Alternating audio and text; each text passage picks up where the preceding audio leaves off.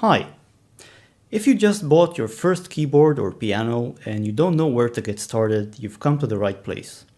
I've made this little mini-series just for you so you can jumpstart your piano playing career. It's going to have a couple of parts and we're going to gradually build up your skills and vocabulary. And I plan to release a video approximately maybe once or twice a month. Let's get started, and we'll need a little bit of terminology. If you look at the piano keyboard, you see it's made out of repeating units. You have 2 black keys, 3 black keys, 2, 3, 2, 3, and so forth. The white key to the left of any 2 black keys is called a C. So this is a C, this is a C, this is a C, and so forth. The notes are named following the C as you would perhaps expect them to be. This is a C, D, E, F, G, and then it wraps around and A goes back to A, B, and C. And it keeps going. C, D, E, F, G, A, B, C. Okay, so we got the naming under our belt. The first thing I want to teach you in terms of playing is how to play a couple of simple chords.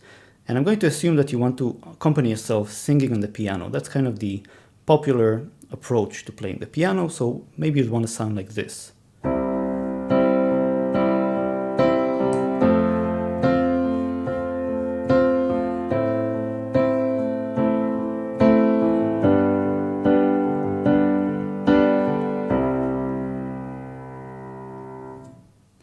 I'm going to teach you 4 chords, which will be C major, F major, G major, and A minor.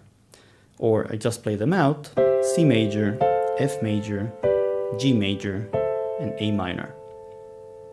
If I don't say major after a chord name, it's assumed. So I'll just maybe call them C, F, G, and A minor.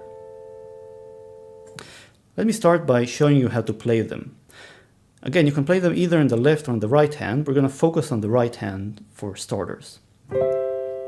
Here's a C major chord, and I'm playing 3 notes. All of the chords have 3 notes in this video, and I'm playing a G, a C, and an E with my right hand. Now, notice the fingering. The fingering means which fingers I use to play this chord. I'm using my thumb, my first finger, and my 4th finger. Now this is largely a matter of taste. You could use this fingering as well. Thumb, 3rd finger, and 5th finger. It's kind of up to you to experiment and see what feels natural for you. The next chord is F major. So I'm playing an A, C, and F, and I'm using my thumb, 1st finger, and 5th finger on the right hand. And the fingers are just numbered the way you'd expect them: 1, 2, 3, 4, 5.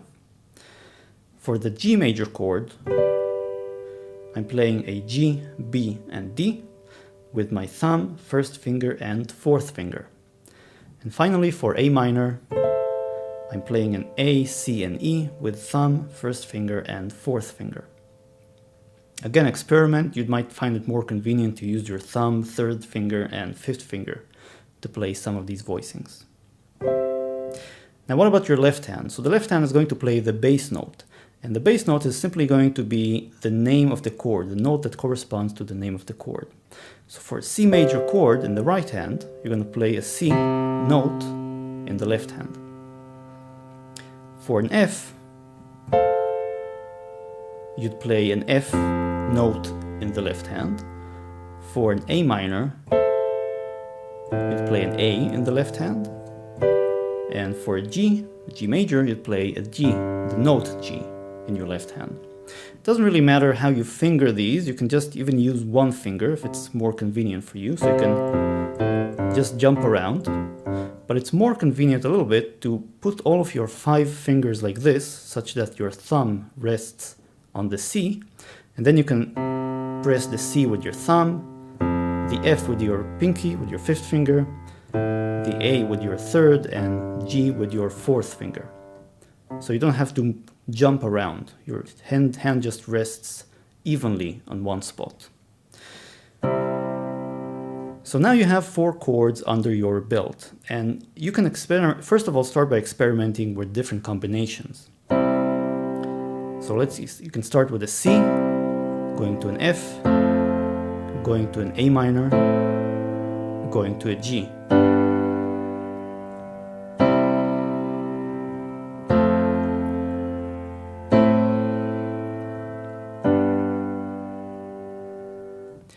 How about a different combination? Let's go for something that starts with an A minor, goes to a C major, then goes to a, let's say, F major and G major.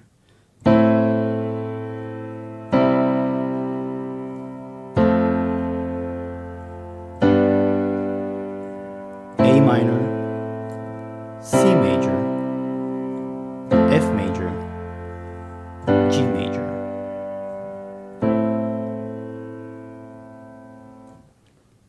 Let's go for a third combination, just to see how it sounds.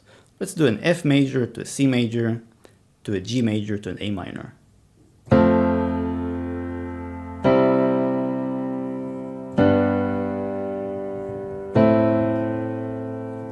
F major, C major, G major, A minor. Now, a great number of popular songs have been written using just these 4 chords. And just go online and look for some of your favorite songs and see which ones were written using C, F, G, and A minor.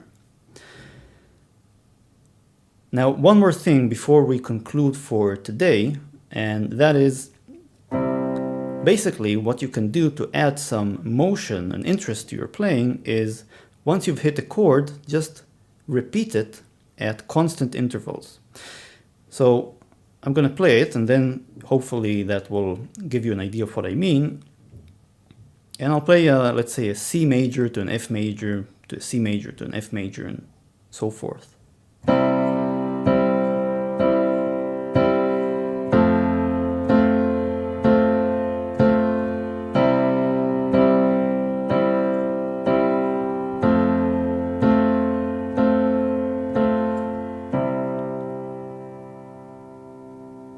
While I'm playing, by the way, I'm holding down my piano pedal, so you can't see it with the camera, but all of keyboards today come with pedals and pianos come with pedals, and the nice thing about the pedal is that if I don't press the pedal and I press a note and let go, the note stops.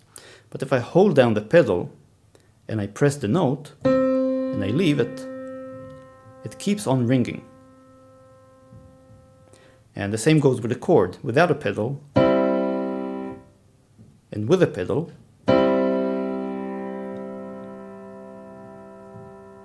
So the idea is to hold down the pedal for as long as you're on a particular chord. When you switch between chords, be sure to depress the pedal so the previous chord doesn't keep on ringing when you switch to the new chord. So I'm keeping my pedal pressed here,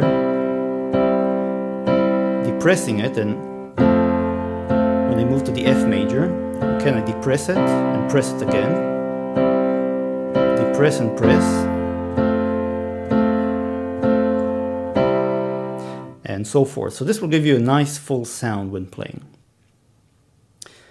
And of course, the sort of quintessential song that you probably want to check out for these 4 chords is Imagine by John Lennon.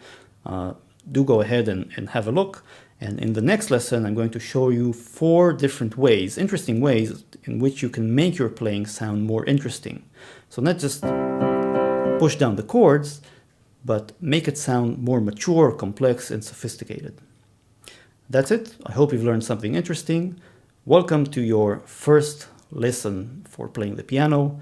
I hope you'll have many more and enjoy your path, and I'll see you next time.